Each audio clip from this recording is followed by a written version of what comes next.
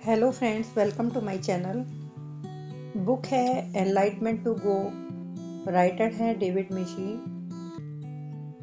ये 11th episode है इस बुक का। इसमें हम स्पिरिचुअल प्रोसेस क्या है, इसके क्या रूल्स हैं, नियम हैं, स्पिरिचुअल सक्सेस हमें किस तरह से मिल सकती है, इसके बारे में बात करेंगे। बुद्धिज्म मोस्ट ऑप्टिमिस्टिक और सेल्फ कॉन्फिडेंट स्पिरिचुअल ट्रेडिशन है। इसमें ये लोग बताते हैं कि लोटस में रहकर, जैसे लोटस कीचड़ में रहकर भी एक्स्ट्रा ऑर्डिनरी ब्यूटी रखता है, इसी तरह से हम में भी ये एबिलिटी होनी चाहिए कि संसार के जितने भी चैलेंजेस हैं उनको फेस करते हुए हम अपनी ब्यूटी को कायम रख सकें। और इसके लिए बाहर से किसी की हेल्प लेने की जरूरत नहीं है। This is something we do on our own. हमें खुद ही करना है ये। No need for guardian angel या किसी की भी हमें बाहर से मदद नहीं लेनी। अपनी सेल्फ रिलायंस पर फोकस करो। बाहर के जितने भी बिनाइन और पावरफुल लोग हैं जो कहते हैं वो हमारी हेल्प करेंगे, तो क्या वो अपनी हेल्प कर पाए? सो प्रैक्टिसिंग माइंडफुलनेस और परफेक्शन ऑफ पेशेंस और नॉन अटैचमेंट, ये तीनों बहुत ही हार्ड वर्क है। Buddhism isn't for whims. कहते हैं कि कमजोर लोग इन चीजों पे मास्टरी नहीं कर सकते। Aspiration, firmness, Joy and moderation, ये हमें बैलेंस अचीव करने के लिए और हैप्पीनेस पाने के लिए चाहिए। एस्पिरेशन मतलब गोल सेटिंग, कि हमें क्या चाहिए। और फर्मनेस मीन्स प्रैक्टिस करना सेल्फ डिसिप्लिन से। और थर्ड है सेल्फ कॉन्फिडेंस। और उसके बाद चौथा स्टेप है मॉडरेशन में करना शुरू करें, फाइंडिंग बैलेंस इन मॉडरेशन। तो सबसे पहला आता है गोल सेटिंग, जो हमें पैशन से अचीव करना है। आई मीन जब तक हमें पता ही नहीं होगा कि हमें क्या चाहिए, हम उसे अचीव नहीं कर पाएंगे। बिना डिफाइंड डेस्टिनेशन के हम जो भी करते हैं, जहां भी जाते हैं, our activities essentially lacks purpose. उनमें पर्पस की कमी होती है। इसके लिए आप शॉर्ट टर्म ऑब्जेक्टिव सेट कर सकते हैं।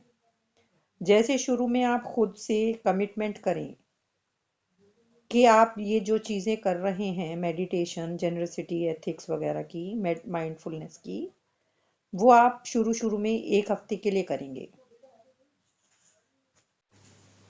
और जब आप लोग उसको 1 वीक तक करने में सफल हो जाएं, तो उसको एक्सटेंड कर दें 1 महीने के लिए, फिर उसको 6 मंथ के लिए। This approach tackles larger goals in bite sized chunks. Shantideva कहते हैं कि कोई भी चीज करने से पहले ठीक से अपना होमवर्क करना बहुत जरूरी है कि ये चीज हमसे हो पाएगी कि नहीं हो पाएगी।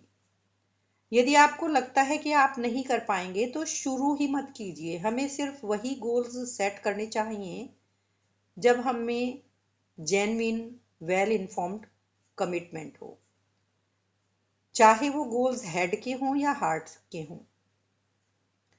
सुपरफिशियल मोटिवेशन या हाफ बेक्ड अंडरस्टैंडिंग से काम नहीं चलेगा। उस तरह से कोई भी गोल शुरू नहीं करना चाहिए। सेकंड है हमारी प्रैक्टिस और सेल्फ डिसिप्लिन। इससे हमें अपने गोल अचीव करने होते हैं। बुद्धिज्म में आसांगा की एक स्टोरी बताई जाती है। आसांगा ने 3 साल तक मेडिटेशन करके देखा कि उनको रियलाइजेशन नहीं हुआ। जबकि वो इंटेलेक्चुअल लेवल पर पहले से ही काफी समझदार हो चुके थे। जब वो पहली बार केव से बाहर आए मेडिटेशन के बाद, तो वो काफी निराश थे। He achieved no realisation of any kind. उन्होंने देखा बर्ड्स ने रॉक में अपना नेस्ट बना रखा है, घोंसला बना रखा है। तब उन्होंने देखा कि कैसे वो रॉक के ऊपर से उड़कर जाती हैं बार बार अपने घर में, तो वो रॉक वहां से स्मूथ हो गई है बार बार उनके आने जाने की वजह से। तो यदि बर्ड्स में इतनी ताकत है, उनके जेंटल फेदर्स में इतनी ताकत है कि वो रॉक को स्मूथ कर सकती है, तो उन्होंने डिसाइड किया कि ये परसिवरेंस का एग्जाम्पल है।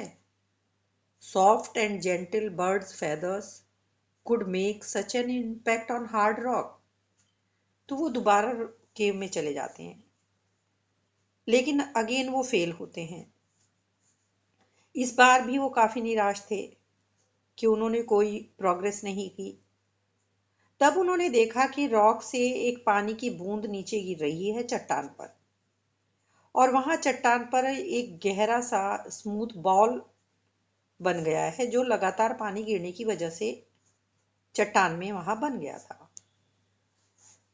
इस समय असांगा को फिर रियलाइज हुआ कि ये लगातार प्रयास का ही नतीजा है। उन्होंने वापस मेडिटेशन करनी उन्होंने शुरू कर दी।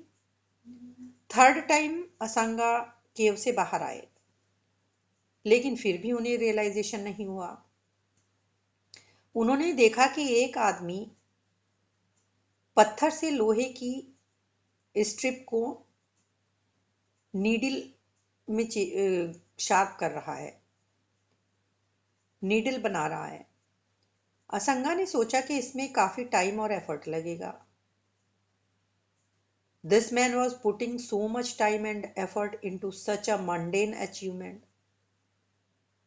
So, full enlightenment के लिए और एफर्ट चाहिए। असंगा फिर से केव में जाते हैं, लेकिन इस बार जब वो केव से फोर्थ टाइम बाहर आते हैं, तो उन्हें एनलाइटमेंट मिला, लेकिन वैसे नहीं जैसा उन्होंने सोचा था। 12 साल वो केव में बिताने के बाद वो बाहर आते हैं। उन्होंने देखा एक डॉग है जिसके पेट में मैगट्स ने घाव कर दिए हैं, और वो दर्द से तड़प रहा है डॉग। उनको बहुत दया आई। वो डॉग को हेल्प करना चाहते थे। उन्होंने मैगट्स निकालने शुरू किए, बट वो मैगट्स को मरने भी देना नहीं चाहते थे। तो उन्होंने अपना जो मांस है, फ्लैश है, वो काट के मैगट्स को सर्व करना शुरू कर दिया और उसको सेव करने लगे। पर वो जब मैगट्स को अपनी फिंगर से निकाल रहे थे, तो उन्होंने रियलाइज किया कि कुछ मैगट्स अनजाने में ही उनसे मर रहे थे। उनको निकालने का सेफ तरीका था कि उनको टंग से लिक करके निकाला जाए। अब वो अपनी आंखें बंद करके ये डिस्कस्टिंग टास्क करने ही वाले थे कि डॉग एक लाइट में बदल गया और मैत्रेय या बुद्धा उनके सामने आ गए, जिनको वो मेडिटेशन के टाइम पे फोकस करते थे। असंगा ने बुद्धा से पूछा कि वो अब क्यों प्रकट हुए, जबकि उन्होंने हार मान ली थी और मेडिटेशन छोड़ दिया था। तो बुद्धा ने रिप्लाई किया कि वो हमेशा उन्हीं के साथ थे जब वो मेडिटेट कर रहे थे। ये सिर्फ तुम्हारा ऑब्सक्यूरेशन था जो तुम्हें कुछ देखने या सुनने से रोक रहा था। असंगा की कंपैशन ने उनकी सारी नेगेटिविटी को प्योरीफाई कर दिया। अब वो देख पा रहे थे जो वो पहले नहीं देख पा रहे थे। असंगा ने परसिस्टेंस और एक्सपेक्टेशन को कैसे मैनेज करना चाहिए ये सिखाया। डिप्रेशन के लिए कोई जगह नहीं है। खुद को हमें बैड फील नहीं कराना है। ये हमारी सबसे बड़ी बाधा है हमारी प्रोग्रेस में। जैसे क्रोज कौवे मरे हुए सांप से लड़ते हैं, वो ऐसे बिहेव करते हैं जैसे वो ईगल हों। लाइकवाइज यदि हमारा सेल्फ कॉन्फिडेंस वीक है, तो हम थोड़े से भी झटके से, थोड़े से भी जर्क से हम गिर सकते हैं या इंजर्ड हो सकते हैं। नेगेटिव थॉट्स का मतलब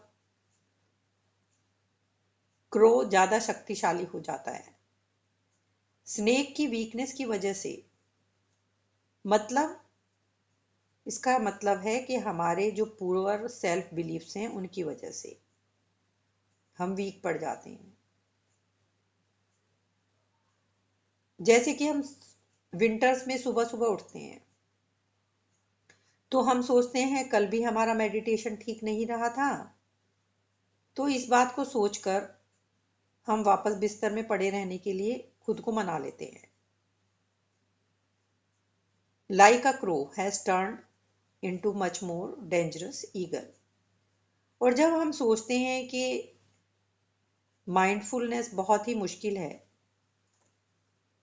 तो हम सोचते हैं ओके ये हमसे नहीं होगा, तो हम अपने आप को ऑटो पायलट मोड पे डाल देते हैं। क्रो से ईगल बनने वाला जो मेटाफर है ये बताता है कि नेगेटिविटी कितनी जल्दी हमें अपनी ग्रिप में, अपनी पकड़ में ले लेती है। More and more self defeating thoughts reducing us to depressed lethargy. लेकिन साइकोथेरेपिस्ट बताते हैं कि एक भी पॉजिटिव या एसर्टिव थॉट और बिहेवियर हमारा डिप्रेस जो हमारी फीलिंग्स हैं उनके अगेंस्ट काम करता है। सो पॉजिटिव एक भी थॉट यदि हम में आ जाता है तो हम खड़े हो जाते हैं।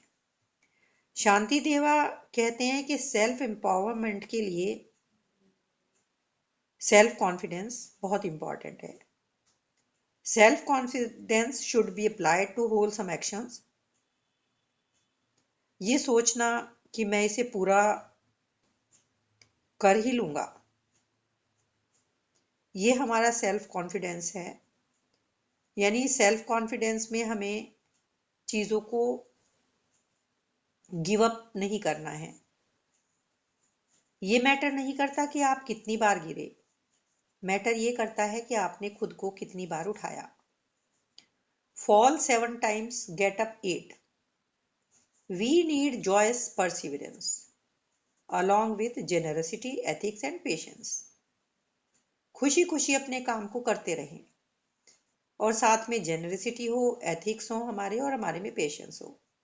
It's not so much what we do but the way we do it that counts. हम क्या करते हैं ये मैटर नहीं करता, बस वो किस तरह से करते हैं ये बहुत इंपॉर्टेंट होता है, ये काउंट करता है। Our dharma practice should be fulfilling. हमें उसमें प्लेजर लेना चाहिए। We may even find it more fun than fun. When we shift towards eagerness, life takes on a whole new meaning। हमें प्लेजर ऐसा नहीं फील करना है जैसे रेजर के एज पे हनी लगाओ। आप हनी तो उसकी स्वीटनेस को तो फील करेंगे, उसको तो एंजॉय करेंगे, लेकिन पेन भी है। आपको काम ऐसे करना है, आपको प्लेजर ऐसे फील करना है जैसे कि एलिफेंट पूरी दिन के बाद एक पानी की लेक में जाके लेट कर फील करता है। Feeling of complete absorption and happiness, जो कि ब्लेड पर लगे हुए हनी के प्लेजर से कहीं ज्यादा रिलैक्स्ड है, स्पॉन्टेनियस है और नेचुरल है। शांति देवा सजेस्ट करते हैं कि मेडिटेशन प्रैक्टिस करते हुए बिल्कुल भी जल्दबाजी नहीं करनी चाहिए। जैसे आप ब्रीदिंग मेडिटेशन अटेम्प्ट करते हैं, शुरू में आप कम उसको रखिए। ये मत सोचिए कि मैं एक साथ 100 साइकिल कंप्लीट कर लूंगा। आप उसको पहले 10 काउंट्स कीजिए, फिर 20, फिर 30, इस तरह से धीरे धीरे बढ़ाइए। Finding a balance in moderation. यानी कि हमें रियलिस्टिक गोल्स सेट करने हैं, बीच बीच में ब्रेक लेकर। शायद इस समय आपको ये लगे कि ये तो अननेसेसरी एडवाइस है, लेकिन जो लोग कभी कभी अपने आप को फोर्सफुली इस तरह की एक्टिविटीज में डाल देते हैं, प्रैक्टिस में डाल देते हैं, उन लोगों में इंसोम्निया, हेलुसिनेशंस, एजिटेशन, फ्लैशबैक्स या और साइकोसोमेटिक प्रॉब्लम्स हो जाती हैं। जिस तरह से वीणा या गिटार के तार को ना तो ज्यादा टाइट करना है ना ज्यादा ढीला करना है, मिडल वे रखना है। मेंटल डेवलपमेंट फिजिकल ट्रेनिंग की तरह से ही होता है। जैसे जिम में आप शुरू शुरू में जाकर यदि जल्दी जल्दी एक्सरसाइज शुरू कर देते हैं तो आप एग्जॉस्ट हो जाते हैं और इंजर्ड भी हो जाते हैं, और फिर आप निराश होकर वो छोड़ देते हैं। लेकिन यदि आप अपनी कैपेसिटी के हिसाब से धीरे धीरे अपनी एक्टिविटी को बढ़ाते हैं तो लॉन्गर टर्म पर्सपेक्टिव से वो आपके लिए ज़्यादा फायदेमंद होगा। यानी not expecting too much of our self too soon, बहुत जल्दी सब कुछ मिल जाए ये नहीं सोचना है, बल्कि मेंटेन करना है स्टेडी डिसिप्लिन को। The practice gradually becomes easier, do not be too stubborn or push yourself too hard. जब आप जो भी आपको कैपेसिटी है आपकी उसके अकॉर्डिंग आप प्रैक्टिस करते हैं, little bye little you will find more pleasure and joy in it.